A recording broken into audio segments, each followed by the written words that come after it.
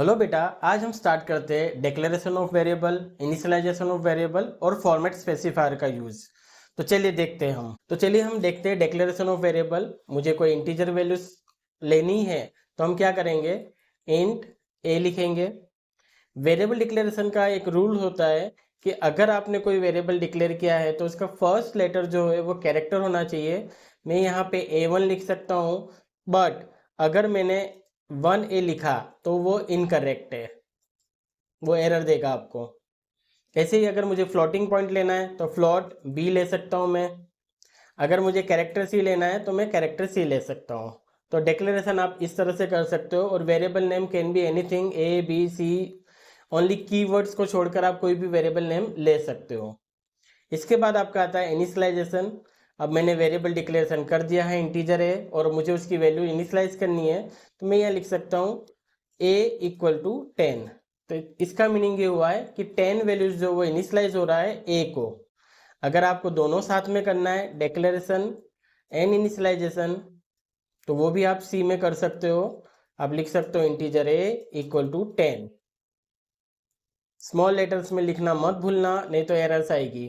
तो इसका मीनिंग हुआ आपका, इस लाइन का मीनिंग, आपने इंटीजर a एक वेरिएबल डिक्लेयर किया है और साथ साथ में उसको इनिशियलाइज भी कर दिया है इंटीजर a = 10 करके। इसके बाद हम फॉर्मेट स्पेसिफायर का कॉन्सेप्ट पढ़ते हैं।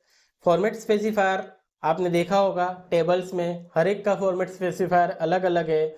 जैसे अगर आप इंटीजर यूज कर रहे हो, साइन इंटीजर, तो %d यूज किया जाता है।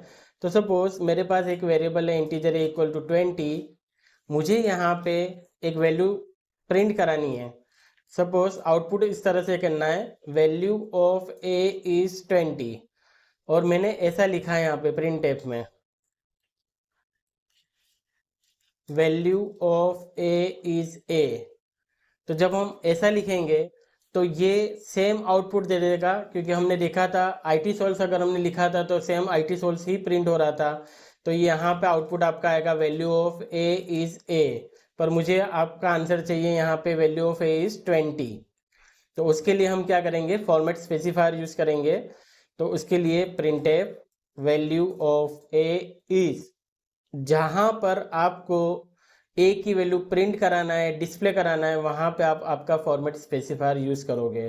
तो यहाँ देखिए आप, मुझे 20 इस जगह चाहिए, तो मैंने %d कहाँ लिया हुआ है, यहाँ पर। %d लेने के बाद डबल कोट्स लगाया, कॉमा लगाया और उस वेरिएबल का नाम।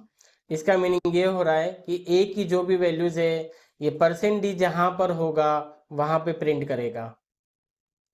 तो इसे कहते हैं फॉर्मेट स्पेसिफायर। मैं आपको ये सिंपल एक प्रोग्राम से बताता हूँ। टर्बो C++ स्टार्ट किया हमने, एक न्यू फाइल ली हमने। F5 zoom in zoom out के लिए यूज किया जाता है। Hedge include stdio.h, hedge include conio.h, main function. मैंने यहाँ पे डिक्लेरेशन इंटीजर a किया है और = 20 रख दिया। तो इसका मीनिंग हुआ आपका डिक्लेरेशन एंड इनिशियलाइजेशन बोथ। आपने डिक्लेयर भी किया हुआ है और इनिशियलाइजेशन भी कर दिया। CLR SCR टर्बो C++ में ध्यान रखना, आप वेरिएबल डिक्लेरेशन पहले होना चाहिए और क्लियर स्क्रीन फंक्शन बाद में आना चाहिए। आपने यहाँ पे लिखा printf value of a is a, return 0। Alt F9 बताया था हमने कंपाइल करने के लिए, तो कंपाइल किया हमने, और कंट्रोल F9 एग्जीक्यूट करने के लिए, और ऑल्ट F5 आउटपुट के लिए। तो देखिए यहाँ पे आउटपुट क्या आ रहा है, value of a is a, जबकि आउटपुट आना चाहिए था वैल्यू ऑफ a is 20। तो हम इस कोड को चेंज करते हैं यहाँ पे, %d, a। अब वापस से हम कंपाइल करते हैं। कंपाइल करने के बाद हमने इसको एग्जीक्यूट किया, एग्जीक्यूट करने के बाद हम इसको आउटपुट शो करते हैं, वैल्यू ऑफ a is 20। तो इस तरह वेरिएबल डिक्लेयर कैसे किया जाता है, वेरिएबल को इनिशियलाइज कैसे किया जाता है, और फॉर्मेट स्पेसिफायर का यूज़ क्या है, वो मैंने आपको बताया। Thank you very much. Like करो, फॉलो करो और C से शुरू करो। Thank you.